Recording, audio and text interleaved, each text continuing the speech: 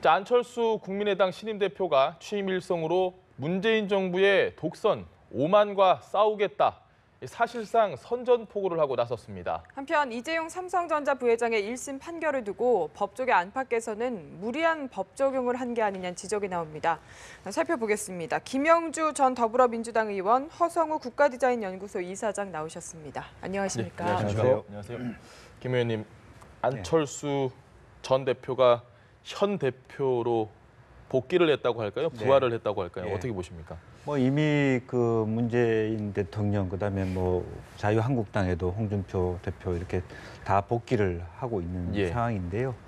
우선 이제 실제로는 50%가 넘을 것인가가 굉장히 그 여러 가지 어떤 관전 포인트였는데 어렵사리 51%를 받아서 무난히 어떤 결선 투표를 가지 않고 대표가 됐다는 것은 의미 있다고 보여지는데 이번 국민의당 전당대회는 크게 두 축으로 나눠져 있습니다. 말하자면 이제 안철수 수도권 바른정당과의 연대냐 아니면 말하자면 민주당과의 연대냐 호남 정당으로 잔류하느냐 큰 분기점에 있어서 실제로 천정배 정동영 두 후보의 합이 실제로 50%가 넘지 못한다라고 하는 것은 결과적으로 구조적으로 보면 선거 과정에서 온라인 투표의 청년들의 말하자면 투표율에 비해서 호남 유권자들, 올드 당원들에 대한 열기가 줄어들고 있었다라는 측면에서 한편으로 보면 이 앞으로 말하자면 더불어민주당의 입장에서는 굉장히 곤혹스러운 전국회에서 왜냐하면 안철수 대표 스스로가 이제 대표가 되는 1승으로 싸우겠다고 말한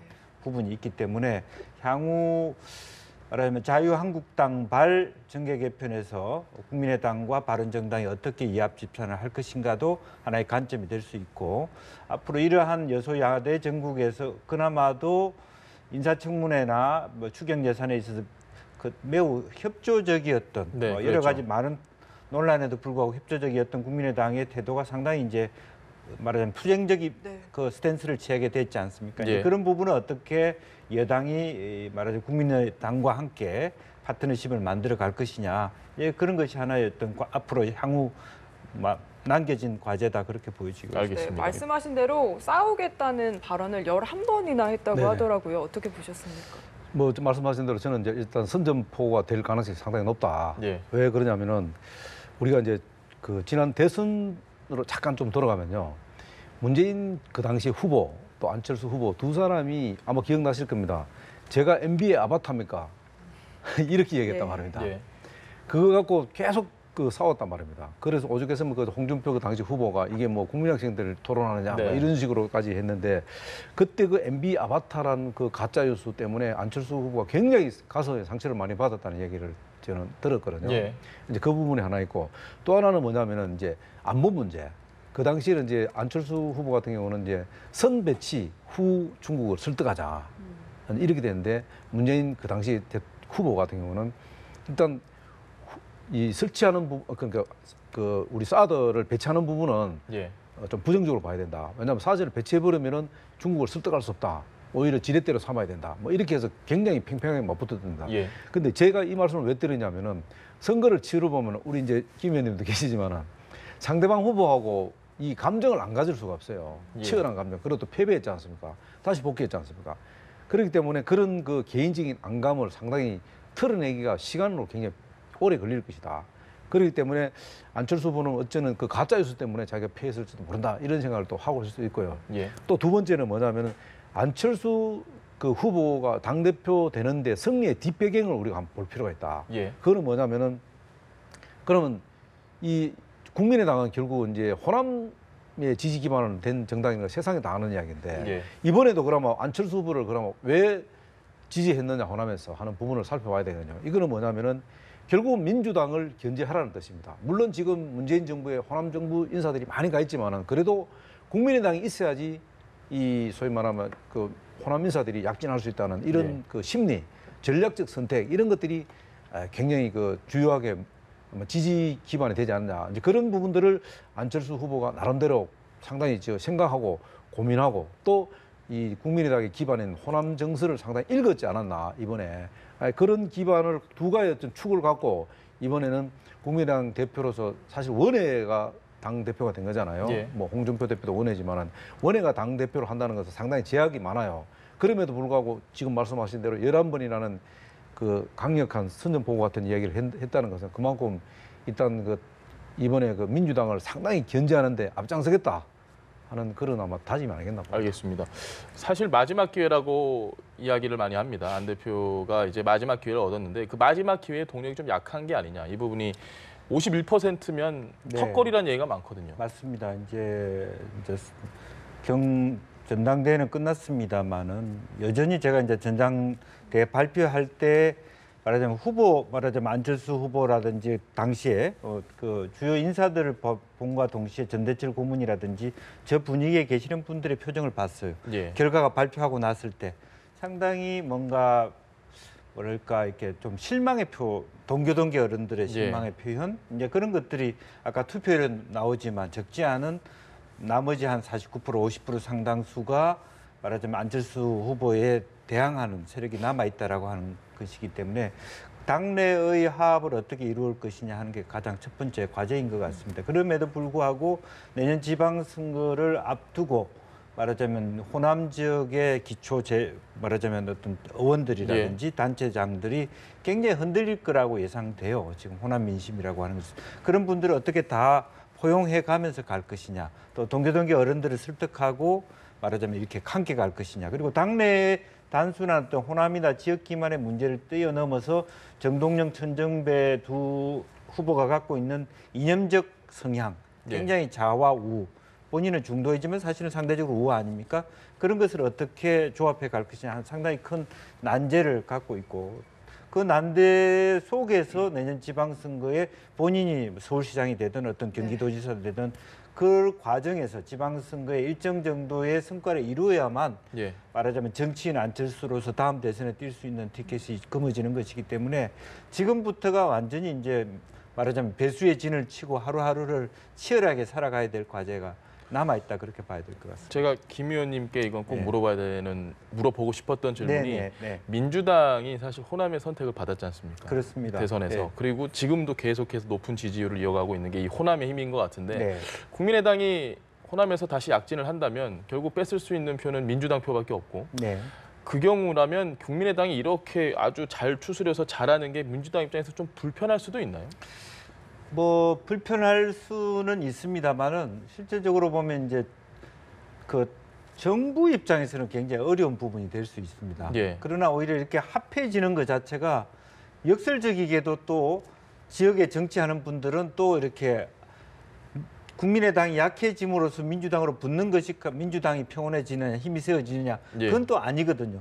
당 내부 갈등이 많이 있을 수 있습니다. 예를 들면 똑같은 호남에 국민의당 국회의원 대 민주당 당협위원장이 있지 않습니까? 국민의당 국회의원이 얼마 전에 추미애 의원도 당대표도 의원 빼오기 하지 않겠다 하는 이유가 뭐겠습니까? 의원 빼오면 당의 의원수는 늘어나지만 그 지역의 당협위원장 입장에서 굉장히 갈등이고 당에 대한 불만이 생기겠죠. 그런 부분이기 때문에 하나가 옳다 하나가 뭐 이롭다 불리하다고 쉽게 얘기할 수는 없습니다만은 그럼에도 불구하고 실제적으로 말하자면 정계 개편을 해가지고 국민의당이 어떤 방향으로 가느냐에 따라서 이해득실은 상당히 달라질 수가 있습니다. 그래서 기본적으로 국민의당이 잘 돼간다는 것 자체가 실제로 민주당한테 물론 뭐 일반적으로 보면 불리하고 나빠지는 것이겠습니다만은 그 힘으로 가서 통합되어 가는 것 자체가 국민의당이 힘이 커짐으로써 민주당이 말하자면 안정된지든지 그런 것들은 아니다라는 말씀을 드리고 알겠습니다. 그 추미애 대표가 이제 취임 1주년 관련해서 지금 뭐 김 의원도 말씀하셨습니다. 의원 빼오기 안 하겠다. 또 인위적인 정기 개표를 안 하겠다 그런 발언을 했는데 그거는 뭐 저는 제가 좀 다르게 보면요. 지금 추미애 대표가 지금 그 위상이 상당히 지금 흔들리는 입장이거든요. 근데 그게 견고하게 지금 가지 못하는 거예요. 그리고 청와대하고 추미애 대표가 약간 이제 불협화음도 빚지는 것처럼 이렇게 보이는데 그거는 그렇게 안 하겠다는 이유는 뭐냐면은 또 한 측면에서 보면은 추미애 대표 체제로 흔들지 말라는 겁니다. 추미애 대표 체제로 지방선거를 치르니까 그 지방선거를 치르는데 다시 뭐 의원 빼놓겠다 정계 개편해버리면 추미애 대표 쓸 자리가 없잖아요. 그래서 추미애 대표는 앞으로 내 체제로 어쨌든 당대표는 내다. 그러니까 흔들리지도 말고 4.19 총선은 내년 지방선거는 내 체제로 추미애 대표 체제로 치르니까 근데 신경 쓰지 마라. 뭐 이런 소위 말하면 여당 또 오히려 여당에 대한 선전포 아니냐 저는 또 그렇게 받아들입니다. 알겠습니다. 홍준표 한국당 대표가 어쨌든 박근혜 전 대통령을 자연인으로 돌려보내자. 네. 이제 뭔가 본격적으로 좀 시작을 하려고 하는 것 같은데 당내에서 아직까지는 조용합니다.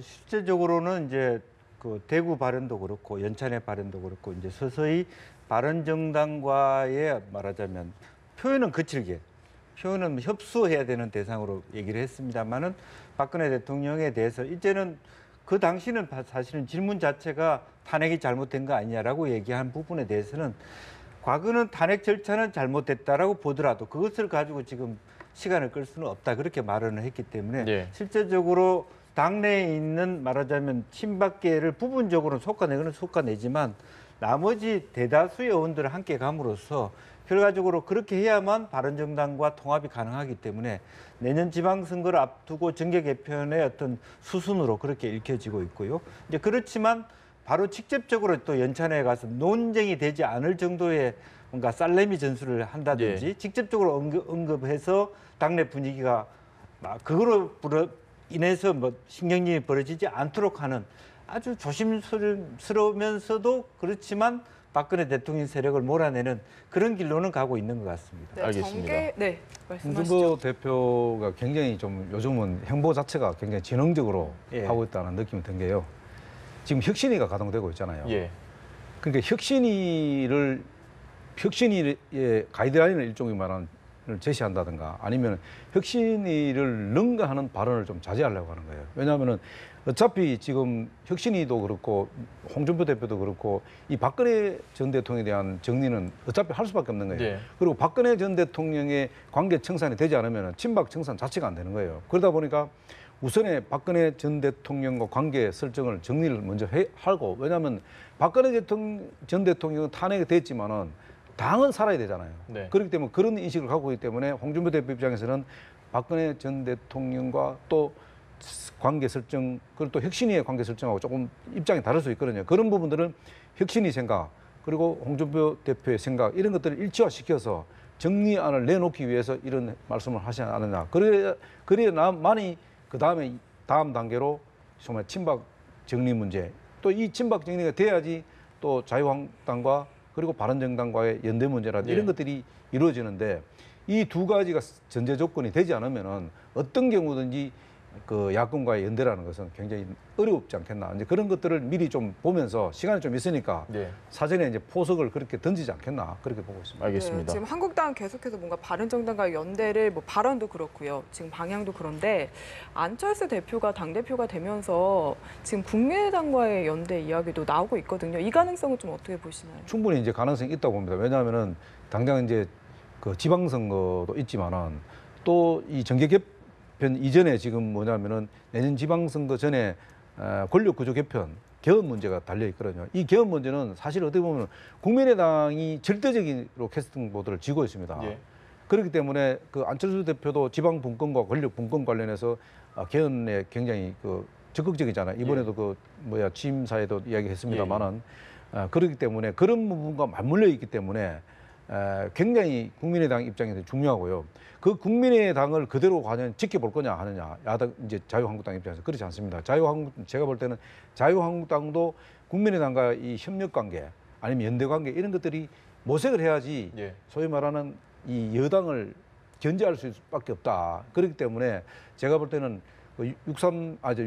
죄송합니다. 지방선거를 내년 예. 지방선거를 앞두고 특히 수도권과 관련해서는 아마 그 연대론이 아마 적극적으로 이루어질 겁니다. 왜냐하면은 5당 체제로 선거를 치르면은 여당이 필성하게 됐습니다. 예. 그렇기 때문에 이거를 단일 대우를 어떻게 갖추냐 하는 부분은 앞으로 굉장히 그 정계 개편 이전에 연대와 관련돼서는 지방선거를 두고 굉장한 아마 관심이 될 것 같습니다.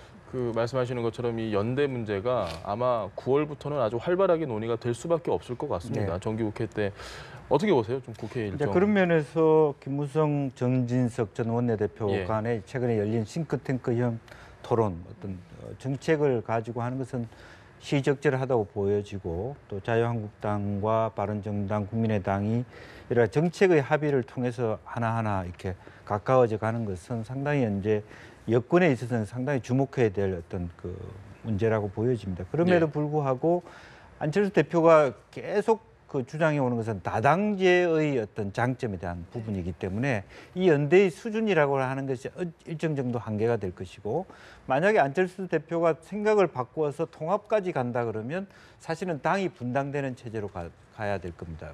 무슨 말이냐 하면 호남에 계시는 분들은 따로 민주당으로 가고 수도권의 안철수 지지자 나머지 지금 51%는 바른정당과 다른 이런 식으로 해주는 국민의당 자체가 스스로를 이제 정리하고 가야 되는, 다 함께 가기는 어려울 것이다라는 측면에서 일정한 수위 조절이 있고, 다만 내년 말하자면 6월 지방선거까지는 일정한 예컨대 말하자면 수도권 단체장에 대한 후보 단일화든지 정책 연대 정도 수준에 머물 가능성이 있겠다. 알겠습니다. 아마 마지막 질문이 될 것 같은데요. 박용진 의원이 청와대에서 여당 의원들을 초청해서 오찬을 하고 나서 본인의 페이스북에 청와대 밥이 부실하다라는 그런 내용의 글을 올렸습니다. 물론 그것만 딱 지금 부각이 돼서 우리가 얘기를 하긴 하는데, 이걸 놓고 네티즌들이 상당히 비난을 많이 하자 문 대통령이 또 해명을 또 했어요. 해명이라고 하긴 그렇고 그런 게 아니다라는 취지로 이야기를 했는데, 저는 좀 의아했거든요. 어떻게 생각하셨습니까? 밥이 부실하다는 그 부분에 대해서 의원이 밥 못 먹고 사는 의원이 있겠습니까? 근데 이제 본인이 가서 이 밥이 부실하다는 이게 진짜 밥이 부실해서 부실한 건지 이걸 좀 생각해보면, 저는 오히려 개인적으로 물론 그 박용진 그 의원의 마음은 알 수 없습니다만은 오히려 인사에 대한 좀 불만이 아니겠나. 왜냐하면 이제 대통령과 만날 수 있는 기회가 많지 않고 또 그날 그런 자리 아니면 만날 수가 없잖아요. 그동안은 이제 보면은 인사에 대해서 박용진 의원도 나름대로 열심히 또 이 문재인 정부가 출범할 때 나신 노력했는데, 너무 마당은 누가 싫고 진행하기는 진행한다 이런 식으로 본인이 좀 뭐랄까 인사에 대한 불만 이런 것들을 이 밥을 핑계대서 하지 않았나 이런 느낌 좀 들었습니다. 다만 이제 이렇게 이제 박용진 의원이 이제 SNS에 올렸는데 이게 친문 세력인지 또 친노 세력인지 알 수는 없습니다만, 또 이 의원이 개인에 대해서 이렇게 올린 것에 대해서 너무 지나치게 비판을 글을 올리고 또 용비어 증가를 한다고 이렇게 하면은 이게 도대체 의원들 입을 다 테러 막으려고 하는 건지, 이래 갖고 사실 나라다운 나라가 되겠는지 이것도 한번 생각해 봐야 될 것 같아요. 알겠습니다. 저희가 오늘 두 분 말씀은 여기까지 듣도록 하겠습니다. 지금까지 김영주 전 더불어민주당 의원 그리고 허성우 국가디자인연구소 이사장과 함께 얘기 나눠봤습니다. 고맙습니다. 네, 말씀 잘 감사합니다. 들었습니다.